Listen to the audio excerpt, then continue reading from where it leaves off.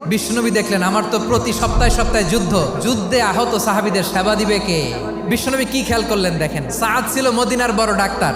এই নারী সাহাবী রুফাইদা বাবার কাছ থেকে চিকিৎসা বিদ্যা শিখেছেন। বিশ্বনবী রুফাইদাকে বললেন, রুফাইদা তুমি মসজিদে নববীর পাশে একটা মেডিকেল ক্যাম্প করো। বিশ্বনবীর ডিরেকশন অনুযায়ী তিনি মসজিদে নববীর পাশে একটা মেডিকেল ক্যাম্প করলেন এবং আহত সাহাবাদের চিকিৎসা উনি ওনার টিম নিয়ে দিতেন। বিশ্বনবীর পরামর্শে উনি আনসারি এবং মুহাজির মহিলা সাহাবীদেরকে নিয়ে একটা স্পেশাল মেডিকেল টিম গঠন করলেন। খায়বার যুদ্ধে 7ম হিজরিতে যখন বিশ্বনবী যায়, উনি ওনার টিম নিয়ে আসলেন, বললেন, ইয়া রাসূলুল্লাহ আমরা তো তলোয়ার চালাতে পারি না, আমরা তো তীর মারতে পারি না, আপনি যদি অনুমতি দেন খায়বার অভিযানে আমি আমার টিম নিয়ে মেডিকেল টিমের সেবাটা সার্ভিসটা দিতে চাই। পড়েন সুবহানাল্লাহ।